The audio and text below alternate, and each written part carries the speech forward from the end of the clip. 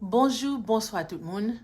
Comme moi te dit nous, m'tap vin ak deuxième partie vidéo a, moi kembe mom.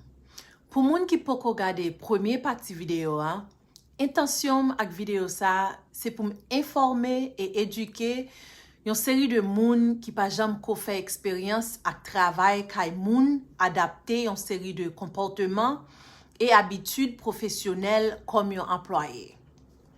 Bon, à nous démarrer.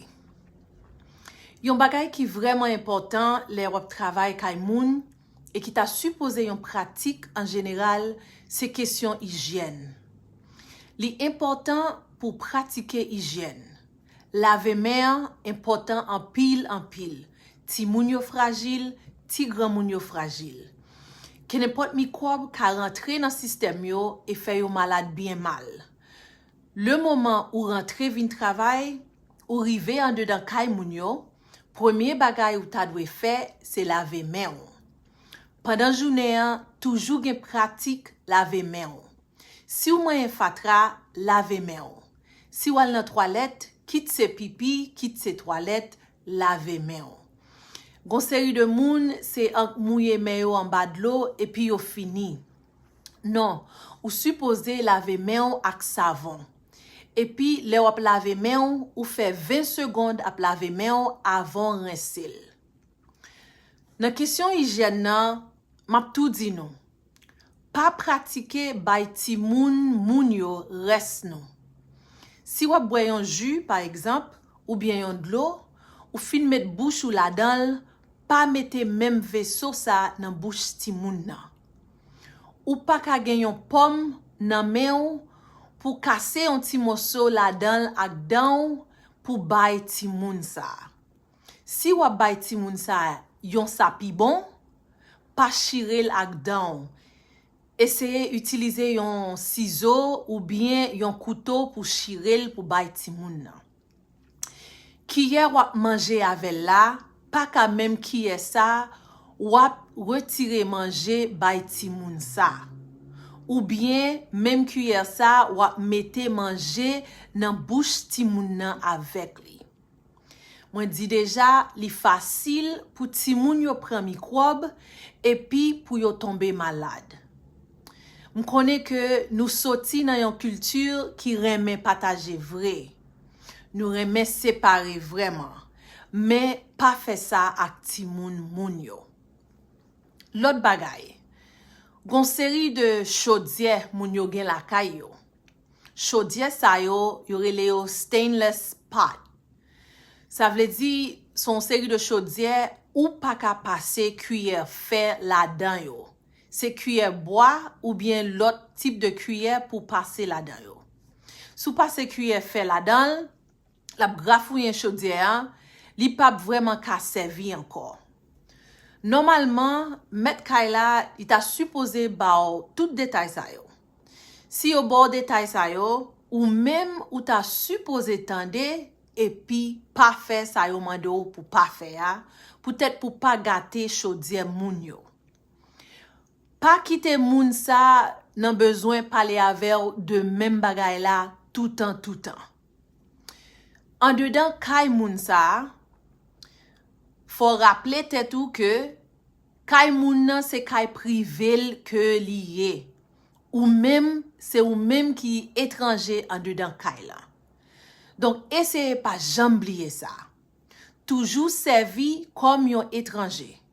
Côté yo bove ti moun nan, essayez le maximum pour plus rester là. Si yo pas bon permission à l'autre côté en dedans kay la, pas à là. Et puis essayez pas mayen bagay moun yo ki nan kay la. Pas mayen bagay personnel moun yo. Pas ouvert télévision si yo pas bon permission pour ouvert télévision. Pas manger quel que soit so joine en dedans kay moun yo, et spécialement si yo pas di ou ka fait ça ou bien ou ka prend ça.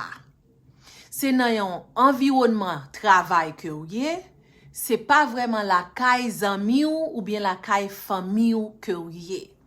Donc, essayez respecter caille moun yo. Ou même qui a fait travail dormi levé caille moun nan.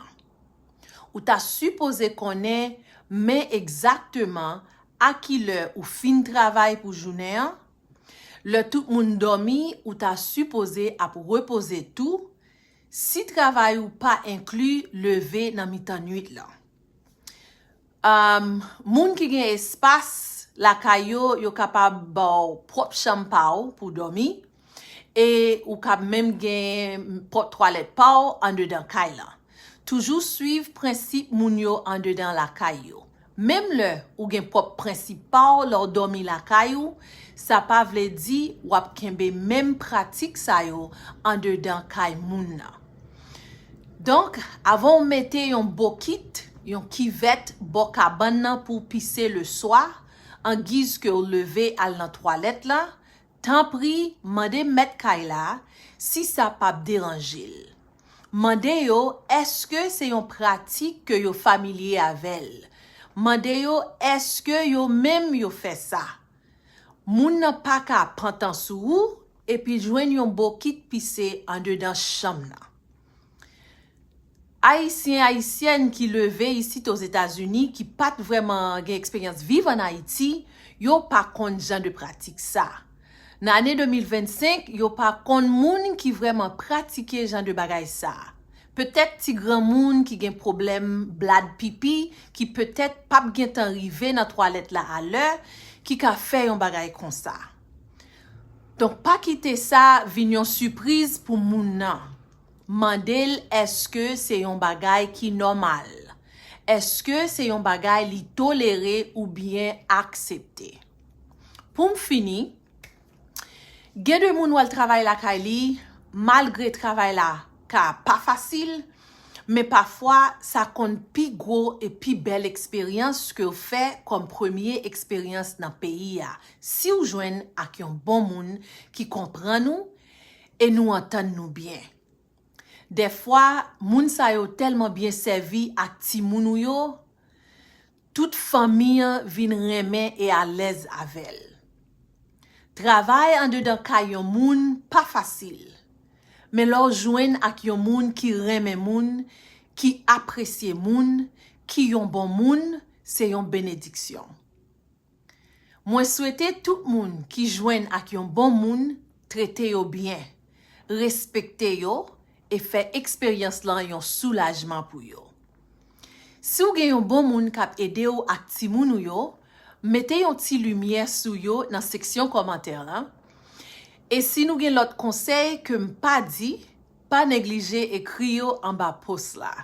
Avant m'aller, fais connaître de qui l'autre sujet nous ta même parler ou bien fait yon ti rale. M'a tout dit nous merci pour toute aide que nous ban nous ak ti moun nou yo. Nous apprécions nous. Merci d'être que nous t'es branché. Merci pour participation nous. Partagez vidéo et puis suivez page ça pour plus belles petits détails sur toutes sortes de sujets. À la prochaine.